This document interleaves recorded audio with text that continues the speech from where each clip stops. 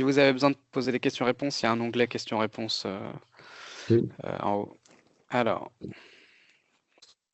Alors, bonjour, bonjour à toutes et à tous. Merci de nous avoir rejoints et bienvenue à ce webinaire sur le sujet MCP en entreprise, sujet sur lequel nous travaillons avec Kevin depuis plusieurs mois désormais et sur lequel Starkey a développé une certaine expertise.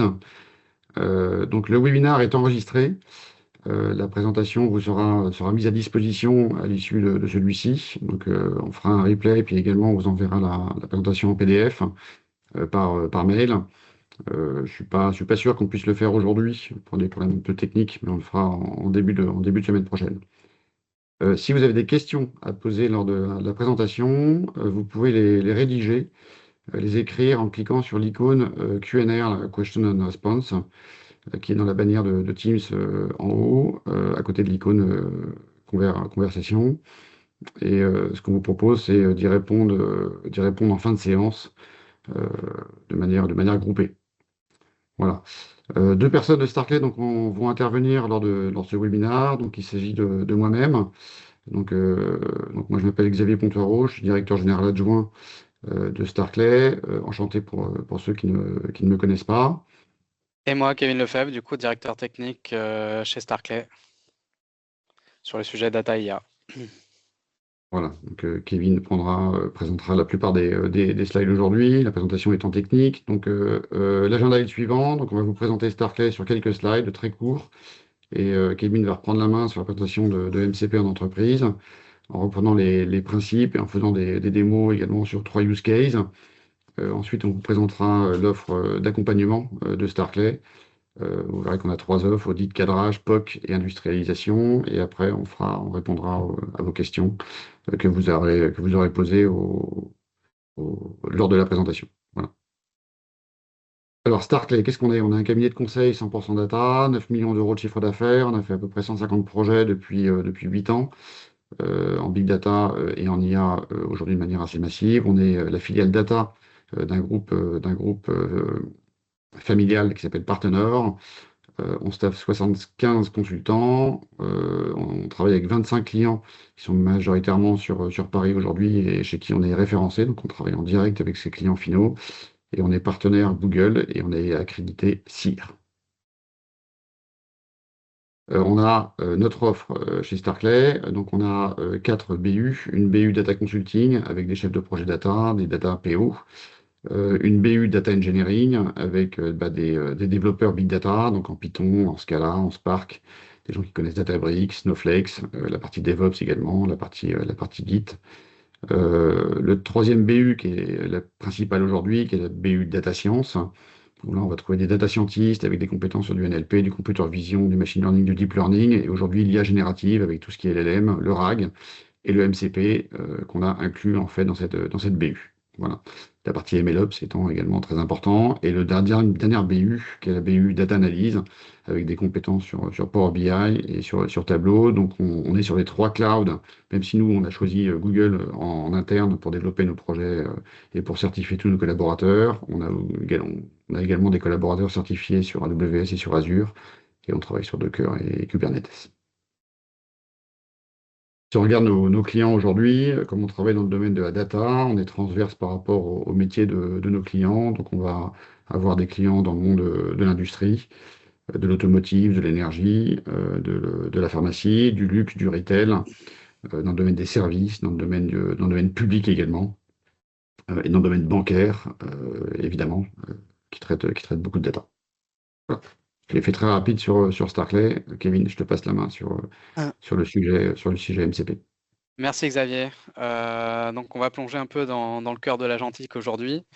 On va voir un peu déjà ce que c'est MCP, pourquoi c'est plutôt bien de le mettre en entreprise, les challenges, donc les risques et les défis sur lesquels voilà, Starklet travaille pour pouvoir l'intégrer en entreprise. On va vous proposer voilà, quelques architectures et une solution sur laquelle on a un peu avancé. On continuera donc sur la partie démonstration, comme on l'avait prévu dans l'agenda, ensuite la partie offre et les questions. Alors, MCP, la révolution de la connectivité. Donc le sujet, c'est que effectivement, tout le monde a commencé à travailler avec les LLM. On est un peu sur un mode où le LLM est un peu le cerveau dans un bocal. Donc, c'est-à-dire que il va pouvoir comprendre les documents qu'on lui fournit, le texte, travailler ce texte-là, fournir des réponses. Mais quand il s'agit en fait d'agir sur le monde réel, de faire de vraies actions, d'utiliser des API, on est un peu plus limité. Là où le MCP aussi est une révolution, c'est que donc ça veut dire modèle contexte protocole. Donc c'est un protocole qui est standard, donc qui a été adopté en fait par toutes les entreprises donc, qui font du LLM, donc OpenAI, Anthropic, Mistral, Gemini, ce qui permet en fait d'avoir un système qui est standardisé et qui permet justement de créer des outils qui vont être compatibles avec les LLM, n'importe quel LLM, et qui va être ensuite customisé pour atteindre les différentes briques de l'entreprise. Donc c'est là en fait on fait le passage de l'IA à l'agentique de cette manière-là, en fait en construisant des outils qui vont pouvoir interagir avec le LLM. Alors, effectivement, donc ici, donc, on compare souvent en fait le MCP un peu à une prise USB-C, c'est-à-dire qu'on va pouvoir la brancher un peu partout. Donc ça veut dire que au niveau des LLM, voilà, je me répète un peu, mais au niveau des LLM, on est effectivement agnostique. Mais surtout, on va pouvoir interchanger les outils entre les équipes. C'est ça qui est important aussi, c'est que potentiellement une équipe qui va développer un outil va pouvoir le partager avec une autre. Et hop, donc comment ça marche le MCP exactement? Donc le MCP, il y a 3 composants, on va dire, qui font partie du MCP. On a l'hôte, donc là où effectivement le LLM va découvrir ce que le MCP peut faire. Donc ça, je vais venir après. Donc là, c'est un peu le cerveau applicatif. On a le client, donc lui qui va gérer pardon, la transaction, donc la connexion et les flux de données entre l'hôte et le serveur. Et on a la partie serveur sur laquelle vont s'exécuter le code et les actions qui ont été demandées par, par l'utilisateur, enfin par le LLM. Donc comment ça fonctionne aussi en interne à MCP? Donc comment on peut créer un outil un peu justement générique? C'est qu'on a un outil qui est intégré avec sa propre description. Donc il est auto-descriptif. Donc ça veut dire que le MCP il vient avec un manuel utilisateur. Et quand on va le brancher à une IA, l'IA va pouvoir lire ce manuel utilisateur et commencer à utiliser l'outil tel qu'il a été documenté. L'avantage aussi, c'est que c'est la fin du hard coding, donc c'est-à-dire qu'une fois qu'on a construit un MCP pour, je sais pas, une base de données spécifique, on n'a pas besoin on n'a pas besoin de redéployer un nouveau code à chaque fois. On peut réutiliser le même code et on peut juste switcher l'outil sur les différents projets IA. Et une chose intéressante aussi, c'est quand on a une mise à jour, par exemple, on a une montée de version de, je sais pas, BigQuery, et on a l'API qui évolue. On a juste à mettre en place la documentation. On va faire une mise à jour de la documentation et l'IA pourra directement appeler avec la nouvelle API les différents outils de BigQuery. Alors, en entreprise, exactement, qu'est-ce qui nous intéresse en entreprise? Le problème en fait d'avoir un nuage en fait d'outils agentiques, c'est qu'on vient en fait à créer une sorte de pelote de laine avec ce qu'on appelle le N fois M, c'est-à-dire que on veut connecter N modèle à M outils et on se retrouve avec une pelote de laine où ça devient un peu difficile de suivre en termes de gouvernance. On a des problèmes effectivement pour chaque outil si on a une mise à jour, effectivement, par exemple, d'une base de données, est-ce que ça va bien se répliquer partout? Donc le but, c'est d'uniformiser, d'avoir en fait des MCP qu'on va partager dans toute l'entreprise, et ça va réduire en fait cette dette technique liée au N fois M. En deuxième aussi, qui est très important, c'est la partie auditabilité. Donc le fait qu'on ait un peu des outils répartis un peu partout dans l'entreprise, c'est pas forcément très intéressant pour la sécurité, parce qu'il va falloir que tout le monde mette en place de l'auditabilité. Il faut peut-être recréer des bus spécifiques pour chaque projet, alors que si on passe en fait voilà, dans une architecture spécialisée MCP, on peut tout centraliser et avoir en fait comment dire, une facilité en fait pour intégrer la partie auditabilité. Et en termes d'innovation, pourquoi le MCP est bien aussi? C'est parce que les équipes qui vont développer des projets et des produits IA, en fait, ne vont pas redévelopper à chaque fois les outils qui ont été justement mis dans le catalogue, qui ont été déjà validés par la sécurité. Donc, ça leur enlève du temps de développement sur lequel, enfin, ça va accélérer en fait tout ce qui est time to market. Ça va leur enlever ce temps de développement, de sécurisation en fait qu'il y a à chaque fois. Donc, si on réutilise en fait ces outils agentiques qui sont déjà validés par l'entreprise, on gagne en fait effectivement en rapidité à mettre en production. Alors, concrètement, l'ère de l'agentivité, donc qu'est-ce que ça va changer en entreprise?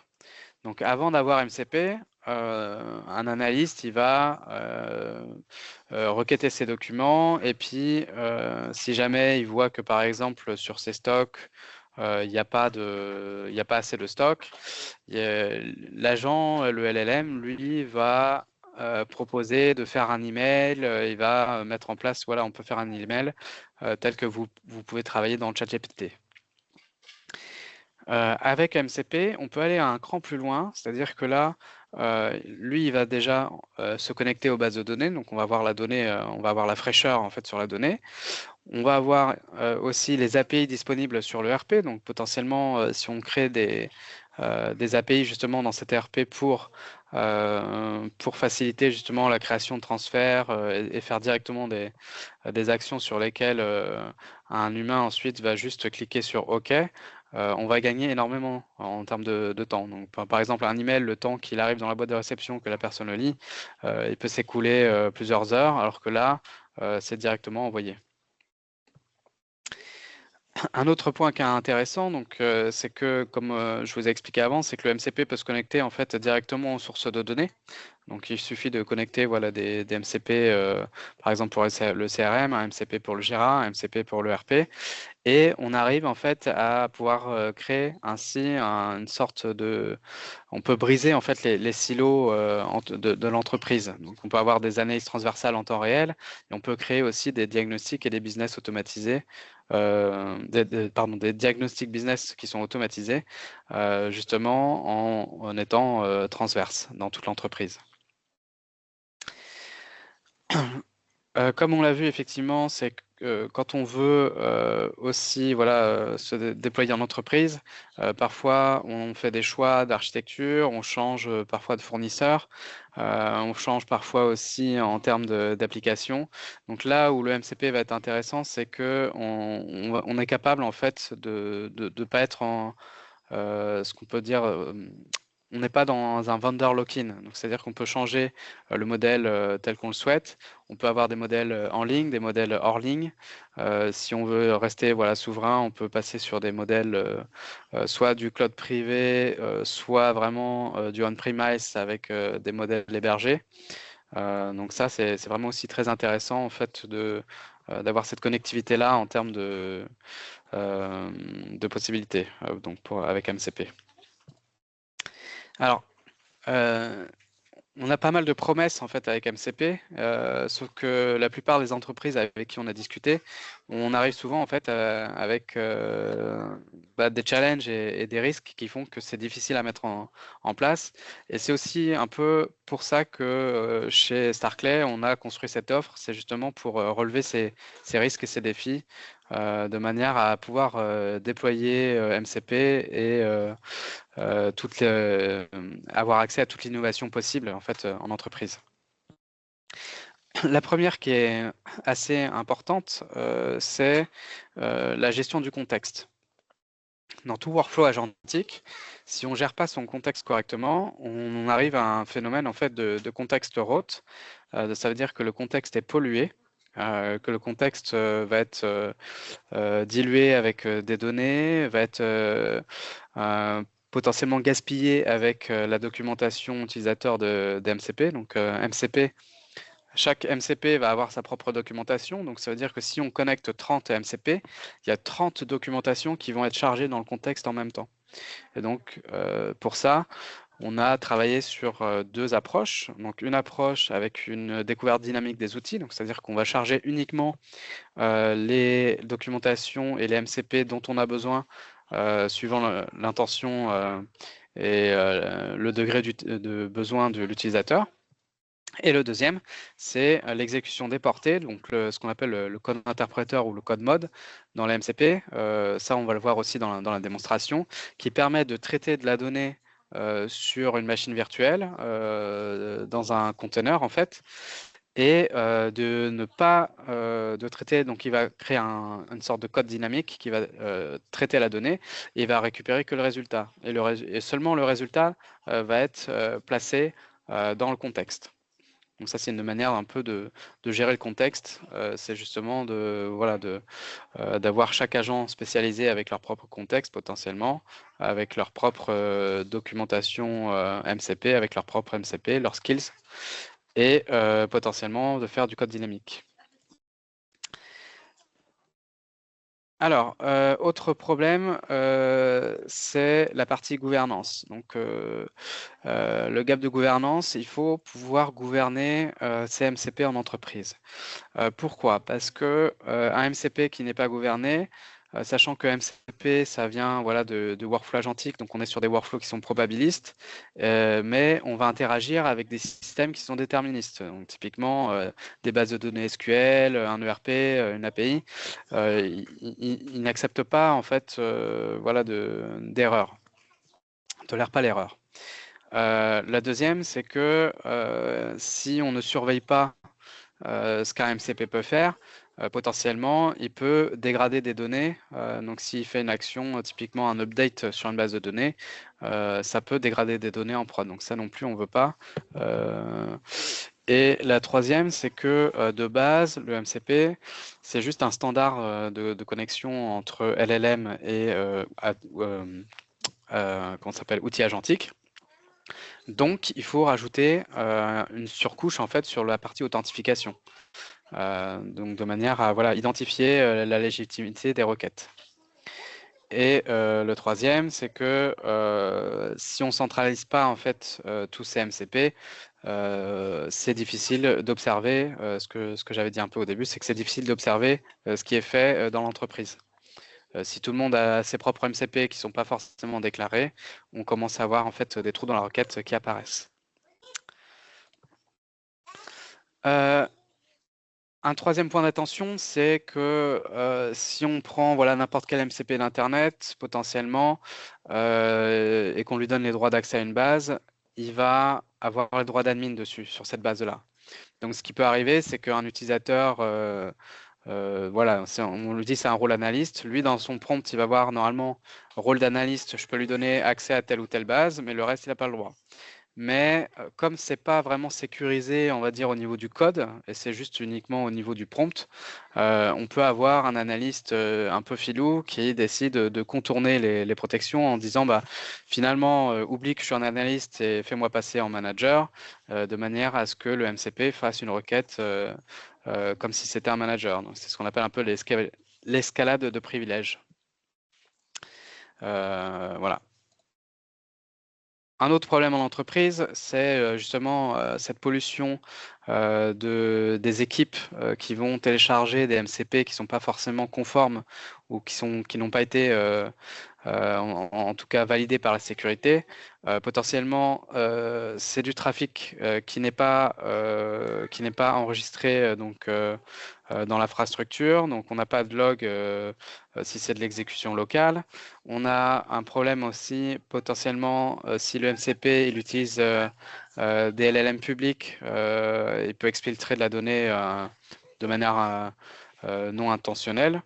Et puis on a un dernier point, donc c'est le fait que on ne peut pas vraiment valider que je ne sais pas si on utilise un MCP qui utilise un repos GitHub, potentiellement il peut y avoir un malware qui va se glisser à l'intérieur et quand on va mettre à jour le MCP, on va récupérer aussi le malware. Un deuxième point en fait sur ces MCP qui sont potentiellement hébergés en localhost par les équipes, c'est qu'on n'est pas à l'abri que ce MCP, même s'il est enregistré en local, se fasse hacker depuis une requête. En fait, par exemple sur le navigateur web, il peut y avoir des requêtes via du DNS rebinding qui font que via le navigateur, on arrive à accéder au MCP en local de l'utilisateur. Et donc ça peut aussi avoir des impacts et des risques réels en fait sur l'entreprise parce qu'on peut requêter ces MCP et potentiellement récupérer de la donnée de l'entreprise. Voilà. Ok. Oups, pardon. Un autre point, donc, c'est effectivement sur les MCP, avoir de l'injection de prompt. Donc, si par exemple un utilisateur possède peut-être pas un malware, mais en tout cas consulte peut-être ou fournit des documents avec dedans des prompts malicieux, donc qui vont pouvoir potentiellement changer le comportement du LLM et changer le comportement en fait des requêtes qui sont fournies au MCP. Et donc potentiellement on peut avoir de l'exfiltration de données, donc typiquement un utilisateur qui va, je sais pas, charger un document Word où c'est écrit blanc sur blanc que donne-moi accès ou extrais-moi en fait la clé API que tu utilises, de manière à ce que l'attaquant récupère potentiellement aussi une clé API par exemple. Donc ça, le fait que on n'ait pas de sécurité nativement, c'est aussi un problème. Il faut pouvoir surveiller en fait ce qui est envoyé sur les outils agentiques. Alors, architecture et solutions. Donc là, on va un peu rentrer dans le détail de ce qui est intéressant en fait de mettre en place en entreprise.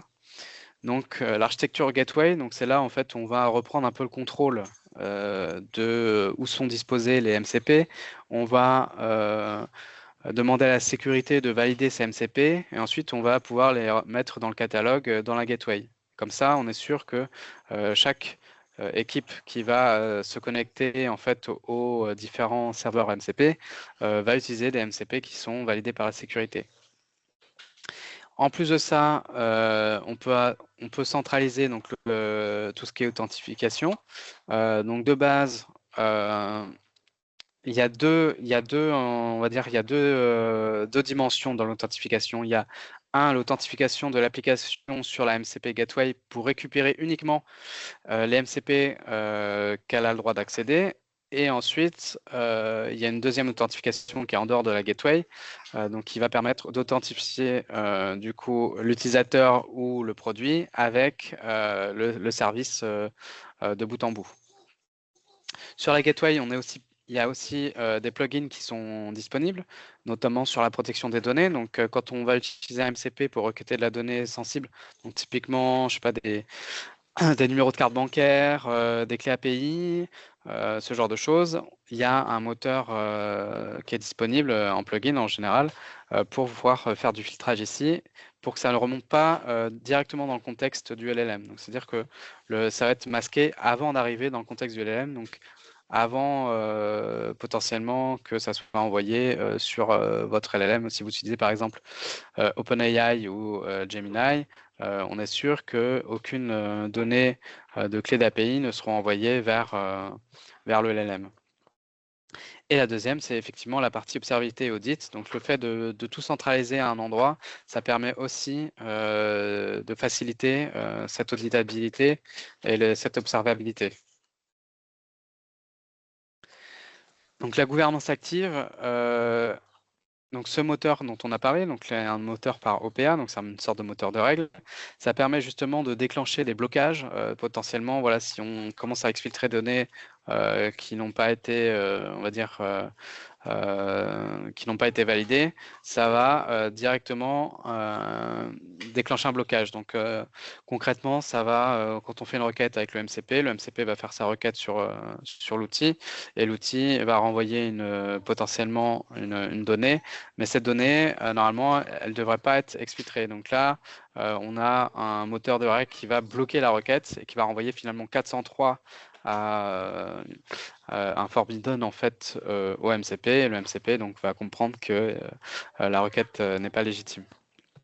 Donc on peut aussi regarder tout ce qui est flux JSON, donc du MCP, et c'est comme ça qu'on va analyser via ce moteur de règles. Un autre point qui est intéressant, c'est que on peut créer des MCP virtuels. Donc MCP, c'est quoi déjà? On a vu que c'était un manuel d'utilisateur avec plusieurs outils, mais on peut sélectionner virtuellement des outils et les exposer uniquement ces outils-là aux utilisateurs. Ou alors faire une hybridation, par exemple, on prend 3 serveurs MCP et on va uniquement sélectionner les outils. Donc ça, je vais vous montrer tout à l'heure, effectivement, dans la gateway MCP, comment ça fonctionne.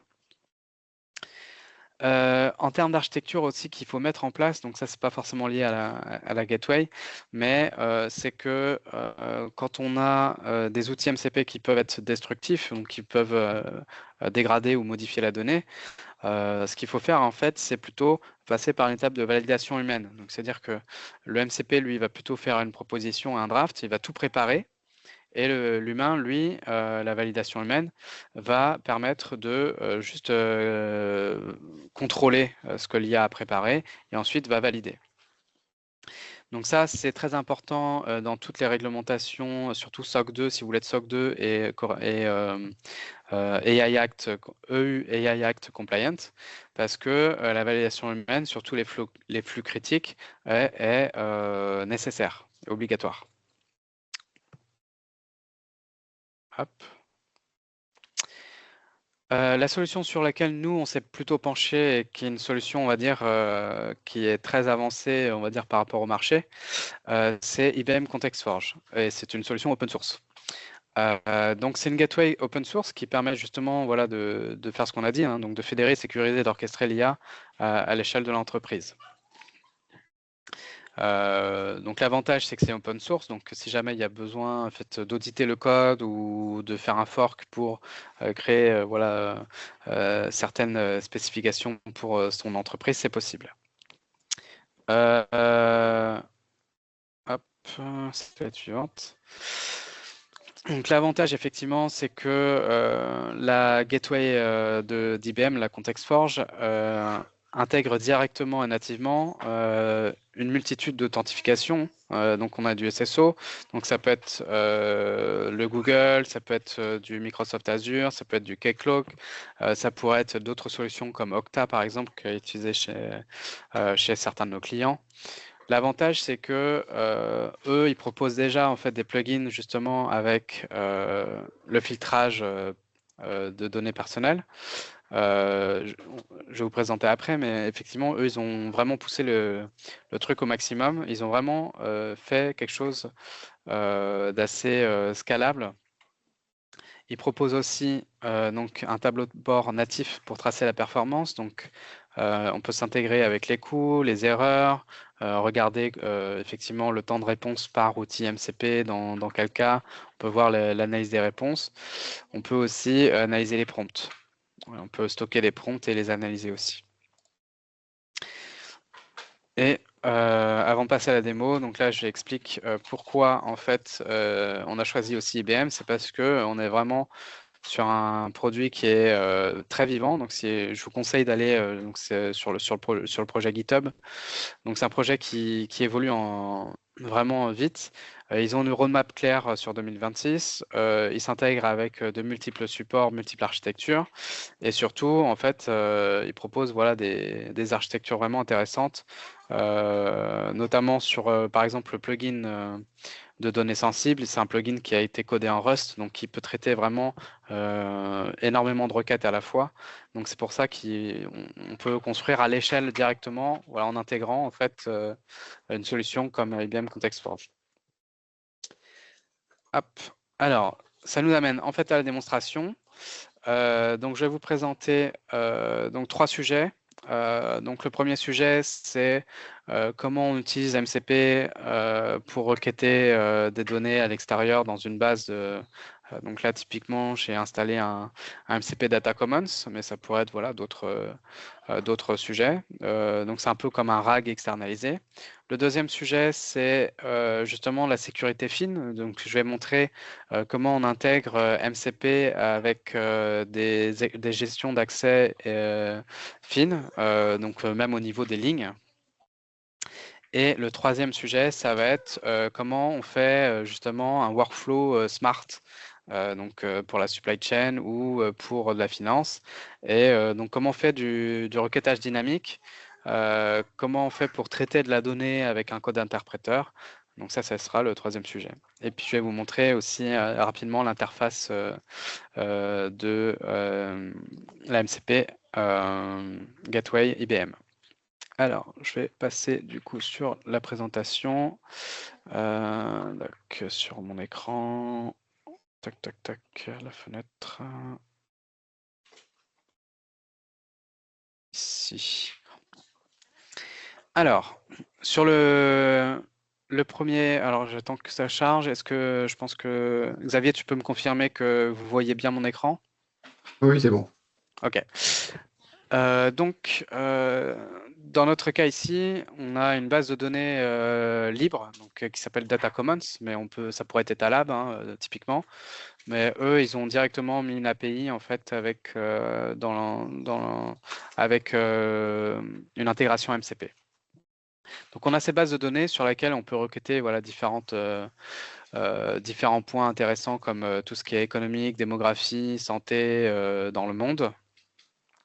Et donc, si je charge ici, donc par exemple, donc ça c'est une interface Streamlit sur laquelle j'ai travaillé. Je vais dire de se connecter. Donc là, je me suis authentifié auprès de la gateway en fait via un token ici, et donc ça me permet d'explorer les différents MCP qui me sont attribués. Donc là, je choisis d'utiliser le MCP Data Commons. Donc là, je dis compare l'espérance de vie entre la France et l'Allemagne. L'Allemagne je sais pas, en 2023 par exemple. Compare l'espérance de vie entre la France et l'Allemagne en 2023. Donc ça c'est ce que j'ai envoyé dans le LLM. Le LLM, lui, va comprendre ma question. Il va regarder donc les outils qui lui sont à disposition. Donc là, il va comprendre qu'il y a le Data Commons. Donc là, dans toutes les démonstrations, moi j'utilise l'API Gemini. Donc je fais un appel à Gemini derrière. Donc là, on est sur un MCP qui est pas, on va dire, qui fait une requête sur le web. Donc potentiellement, il va être un peu plus long. Donc là, on attend que ça avance. Donc là, j'ai fait un peu le détail du workflow, donc ce qui s'est passé. Donc d'abord, le MCP va analyser la demande. Ensuite, il va comprendre quels sont les outils qui lui sont à disposition. Donc, il va voir qu'il a 2 outils dans Data Commons. Il a Data Commons Get Observation et il a un autre outil donc, qui lui permet en fait de regarder en fait quelles sont les données qu'il récupère.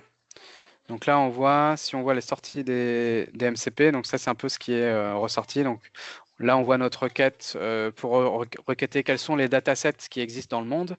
Et ensuite, sur les datasets spécifiques, il va demander pour la France et pour l'Allemagne, du coup, récupère les chiffres pour la France et pour l'Allemagne. Donc ça, c'est les réponses qui ont été fournis par le MCP Data Commons. Et donc, une fois qu'il a récupéré les réponses de la France et l'Allemagne, le LLM, lui, va faire la synthétisation et va ensuite demander à répondre à l'utilisateur. Donc voilà. Donc là, il fait même une petite analyse qu'il a rajoutée. Donc il a comparé, il y a un écart de 2,39 ans. Et donc ça, c'est vraiment la puissance du MCP, c'est qu'on peut se connecter à différentes bases de données comme ça grâce à ça. Le deuxième use case que je vais vous présenter, ça va être un use case plutôt sur la partie gestion des droits d'accès. Donc là, on a par exemple, dans notre entreprise, on a par exemple défini des rôles, typiquement le rôle d'analyste ou le rôle de manager. Donc chacun de ces groupes en fait, a des droits spécifiques pour requêter une base de données. Ici, dans notre cas, par exemple, j'ai fait une base de données un peu CRM. Donc, si je me connecte avec le profil du manager, donc là, je vais me connecter ici. Donc, je me connecte en tant que manager, je récupère effectivement mon rôle sur lequel je vais pouvoir faire des requêtes. Donc là, typiquement, j'ai préparé 3 questions. Typiquement, on a une base de données sur laquelle on va pouvoir justement regarder quelles sont les tables accessibles. Donc déjà, moi, en tant que manager, j'ai accès donc à la table product, la table shipment, la table stocks et la table warehouse. Et dedans, j'ai 6 lignes, 4 lignes, 2 lignes et 4 lignes qui me sont visibles. Moi, en tant que manager de mon entrepôt qui est à Paris, je ne vois que les lignes du coup qui sont liées à mon entrepôt à Paris, par exemple. Et pareil, sur la partie flux et donc tout ce qui est transfert logistique, je vais voir que ce qui est lié à Paris. Maintenant, je vais utiliser exactement le même MCP. Donc là, exactement le même MCP. Et là, par contre, je vais avoir mon profil d'analyste. Donc là, je me connecte avec mon profil d'analyste. Donc là, je liste les tables. Donc là, je vois que j'ai accès aux mêmes tables. Mais par contre, j'ai plus de lignes. Tiens donc, avec mon rôle, en fait, j'ai accès aux entrepôts, par exemple, aussi de New York. Donc là, on voit que c'est le même MCP, le même outil.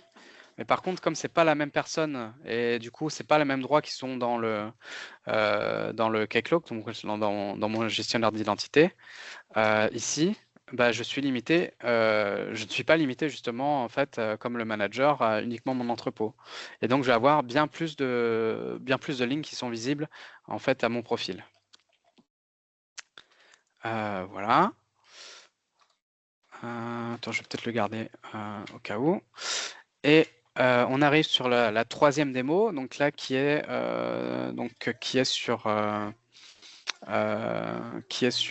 du coup du requêtage un peu dynamique. Je me connecte à la gateway.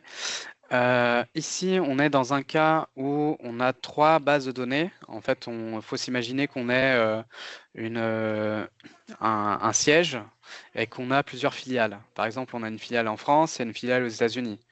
Et quand on veut faire de la finance, parfois, on veut réconcilier les données entre la France et les États-Unis.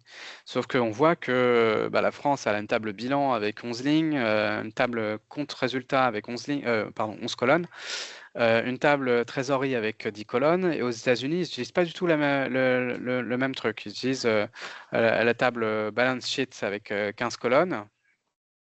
Là, on peut voir les colonnes ici. Ça ne montre pas toutes les colonnes. On a une table cash flow avec 9 colonnes et une table income statement avec 11 colonnes. Donc, on se retrouve en fait avec 2 filiales qui n'ont pas du tout le même schéma, mais on a créé un outil MCP qui connaît le schéma de la France, un outil MCP qui connaît le schéma de l'US. Et quand on va vouloir commencer à requêter et à poser des questions en fait sur ces différentes filiales, par exemple, si on fait une réconciliation sur Q4 2024 sur le revenu total sur toutes les entreprises, donc toutes les filiales, donc la France et les États-Unis, il va proposer effectivement de requêter ces données. Donc, il a une sorte il connaît le catalogue de la France, il connaît le catalogue des États-Unis, donc il sait quelle requête faire. Donc il va faire une première requête SQL sur la France. Lui, son but aussi, c'est de faire la requête la plus optimisée possible. Donc, c'est-à-dire que il ne va pas requêter le millier de données, il va faire un where, il va faire un filtrage pour requêter uniquement les données dont il a besoin. Et pareil sur la partie États-Unis. Donc, de cette manière-là, en fait, il va réduire le nombre de données sur lesquelles il doit travailler et faire la réconciliation après. Dans notre cas, bon, c'est pas très utile, mais parce que ça va requêter. Donc, il a trouvé ici 4 lignes et là 3 lignes. Donc, on n'est pas non plus sur des jeux de données qui vont casser du contexte juste avec cette ligne. Mais imaginons que les deux requêtes SQL ramènent des milliers de lignes.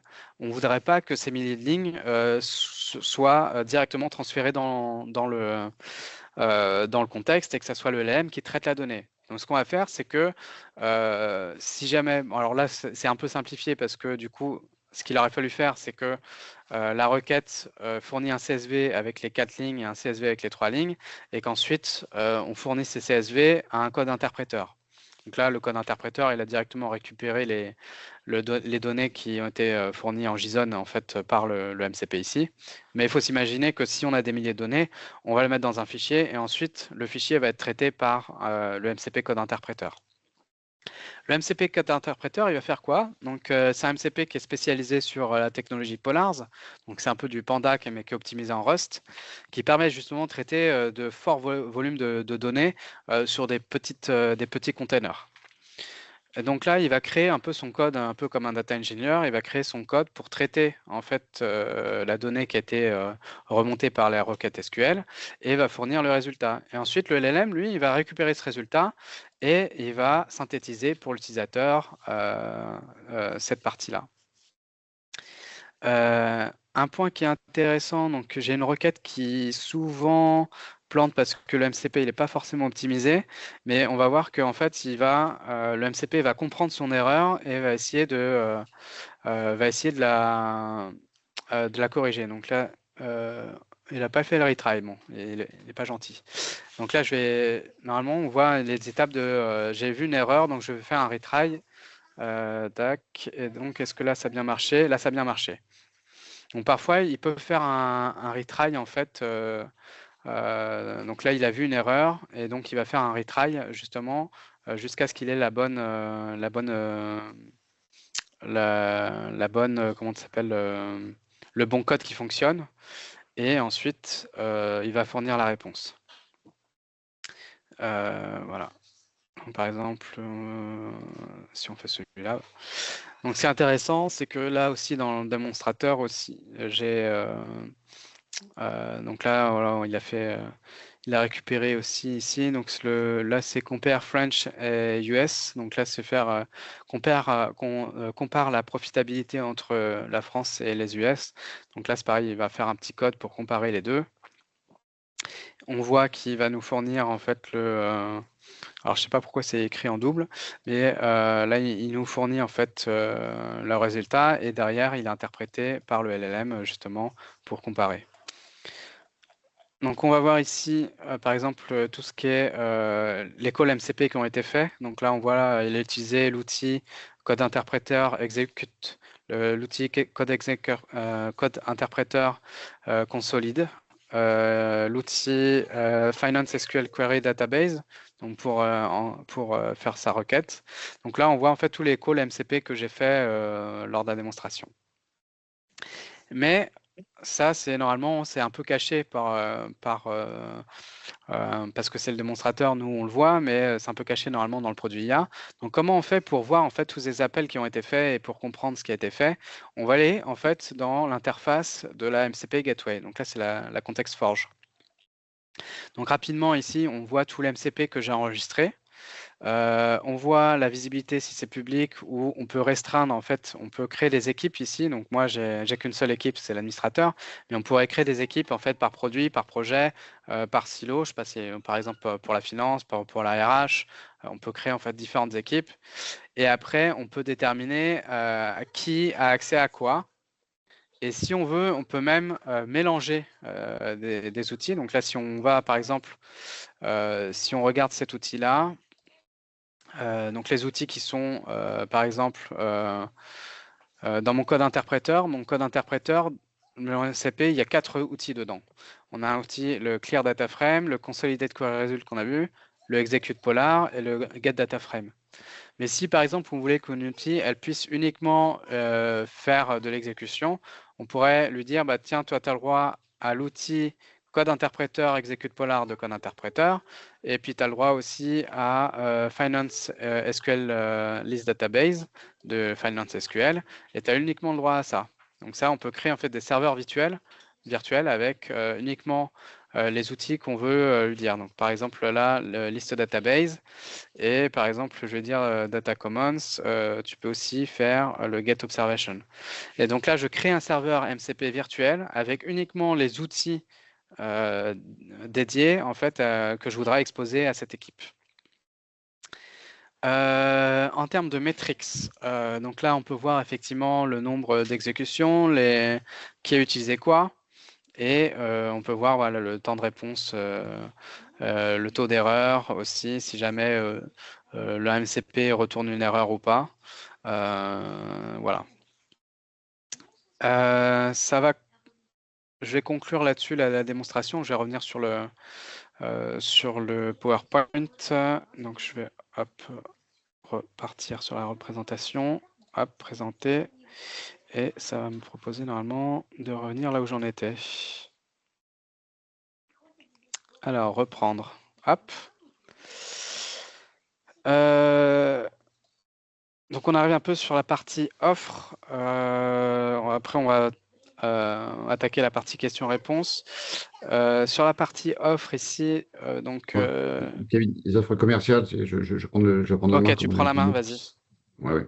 Donc, chez Startlet, donc on a l'offre et le sujet est complexe et donc on a établi avec Kevin donc 3 offres, de la stratégie à l'exécution.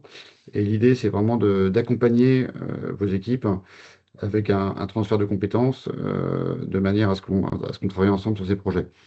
Donc, on a une offre 1 qui est une offre d'audit, de cadrage, de recueil des besoins. C'est une offre qu'on a établie sur un mois de travail avec vos équipes. Une offre 2 qui est un peu plus musclée sur une solution POC. C'est quelque chose qu'on imagine sur 2 mois. Et on imagine une offre 3 qui est vraiment la mise en place d'une solution MCP de manière industrielle avec une équipe Starklet, une équipe également de chez vous, qui est un peu plus musclée et qui dure sur 6 mois. Si jamais Intégré avec slide les équipes de d'après, gouvernance et de sécurité. C'est ça que... bien sûr. Slide d'après, Kevin. Et pour démarrer ça, en fait, ce qu'on a imaginé, c'était une offre 0. Donc, ce que j'ai appelé, moi, un atelier kick-off, hein, qui est une journée où Kevin en fait se déplace sur votre site. Donc c'est une journée qui est pas facturée évidemment, hein. C'est une journée d'atelier. On propose une journée de travail avec votre IT et votre business. Où on fait un mini audit. On essaie de mieux comprendre là où vous en êtes. Vous aider à accélérer sur la phase exploratoire où on imagine que vous pouvez être aujourd'hui. Vous donnez les premiers guidelines et vous donnez les premières préconisations sur les solutions existantes, sur le gateway par exemple, avec IBM ContextForge que Kevin a pu présenter. Voilà. Donc c'est une journée qui initie, je dirais, le débat avec vous. Voilà ce qu'on a imaginé. Très bien, on va passer aux questions-réponses là sur les 10 dernières minutes. Donc je vais parcourir les questions-réponses. Donc n'hésitez pas à en poser d'autres hein, dans le chat s'il y a besoin. Je voyais une question anonyme. Donc nous avons des centaines d'anciennes API REST dans l'entreprise. Est-ce qu'il faut tout réécrire ou développer un connecteur spécifique MCP? Donc la réponse est non. Il y a deux manières de faire en fait. Soit vous faites, vous pouvez aussi directement mettre chacune de vos API dans des MCP via du fast MCP. Donc, c'est une librairie Python qui permet effectivement de créer des MCP assez rapidement. Mais potentiellement, on peut aller encore plus vite. Par exemple, avec la MCP Gateway de d'IBM Context Forge, on peut directement passer un Swagger dans dans la MCP Gateway et ça va automatiquement créer en fait des serveurs MCP virtuels basés sur ce Swagger. Ok. Est-ce qu'il y a d'autres... je vois pas d'autres questions. Est-ce qu'il y a d'autres questions dans le chat? Ou est-ce que j'ai bien répondu? En quoi le pattern proposal commit change-t-il la façon dont on valide les actions sensibles d'une IA? En fait, ce que j'ai expliqué, c'est que quand on a des actions un peu critiques qui peuvent être justement destructives ou en tout cas qui pourraient dégrader l'entreprise, on veut mettre des sécurités, des garde-fous en fait. Surtout, déjà, c'est demandé par tout ce qui est AI Act. Sur tout ce qui est, par exemple, si je demande un crédit et que, si un utilisateur demande un crédit, que ça passe dans un workflow agentique et que le crédit, boum, on fournit 50 000 euros au client alors que normalement il n'a pas un score de crédit qui est assez intéressant, on va dire, pour qu'on lui propose un tel crédit, en fait, on va passer par une phase de proposition. Donc, on va envoyer une proposition avec tel client a demandé tel 50 000 euros de crédit. Par contre, voici ce que j'ai diagnostiqué. J'ai fait une requête sur telle base de données, j'ai fait une requête sur tel article de presse, et donc ce client est un mauvais payeur, par exemple. Donc, je recommande de ne pas le faire, ou alors je recommande de le faire. Mais derrière, c'est un humain qui va valider toujours, pour éviter justement des trucs un peu bad buzz ou typiquement aussi de la destruction ou de la perte de données qui pourrait arriver. Est-ce qu'il y a d'autres questions? Il y a une question de Richard Montet. Dans la conversation, c'est ça? Ouais. Si j'intègre MCP aujourd'hui, est-ce que mes outils seront compatibles avec n'importe quel modèle, Claude, GPT, Gemini, Llama, sans changement de code? Alors, oui. Alors, si effectivement on utilise n'importe quel modèle frontière, normalement, ça devrait bien se passer. Là où il faut faire attention, donc le point d'attention sur MCP, c'est que on reste sur un objet qui est probabiliste. Donc, on le fournit un modèle, une documentation un peu utilisateur de comment on utilise les outils au LLM. Donc, par exemple, si j'ai un MCP de requêtage SQL, je peux lui proposer les outils pour faire telle ou telle requête, mais il doit d'abord bien comprendre comment fonctionnent ces requêtes. Donc, il doit bien lire le manuel utilisateur. Donc, si on passe sur des modèles trop petits qui n'ont pas assez de contexte justement pour comprendre et de raisonnement pour comprendre les outils qui lui sont proposés, s'il n'est pas optimisé pour, potentiellement, un LLM plus petit va avoir plus de mal à utiliser l'outil, donc il va avoir potentiellement plus d'erreurs et plus de retry. Par contre, si on est sur des modèles frontières type du Claude comme du Opus ou du Sonnet ou ChatGPT avec 4o ou même sur les dernières versions sur GPT-5 ou Gemini avec du Flash 2.5 ou du 3.0 par exemple, normalement, on est sur comment ça s'appelle, des modèles qui sont assez puissants et là, ça se fait quand même sans problème. Sur les outils un peu embarqués, type SLM, comme des outils un peu open source, il faut mieux. De toute façon, il faudra toujours tester, mais regarder si la précision du LLM à utiliser les outils est toujours la même ou pas. Voilà. Est-ce qu'il y a d'autres questions? Un Ouais, il y a une instant. autre question. Pour un accès à une base de données, que préconisez-vous pour mettre une API cadrée avec des retours limités et donner la possibilité à un LLM de construire ses requêtes à la volée? Euh, je pense qu'on peut lui donner la possibilité de construire ses requêtes à la volée. Par contre, ce qui va être intéressant, c'est ce que nous, on a mis en place dans notre offre, dans ce qu'on propose en termes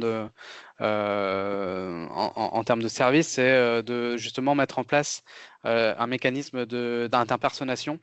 Donc ça veut dire qu'on va coupler le token, que ce soit JWT ou autre, avec un rôle. Et à partir de ce rôle-là, dans la base de données, on va d'abord faire un set rôle. Et à partir de ce moment-là, une fois qu'on a fait le set rôle, il ne pourra faire que ce qu'il ne peut normalement faire, donc c'est-à-dire requêter telle ou telle base de données. Donc après, on peut lui donner la possibilité de construire ses requêtes à la volée. De toute façon, normalement, il n'est pas censé impacter, donc sauf si c'est un admin, hein, il n'est pas censé impacter la base de données. Donc il peut pouvoir requêter ces données à la volée. Donc on peut faire une sorte de... Donc c'est pas un code d'interpréteur, ici ça va être un SQL dynamique à la place du code interpréteur que j'ai montré tout à l'heure.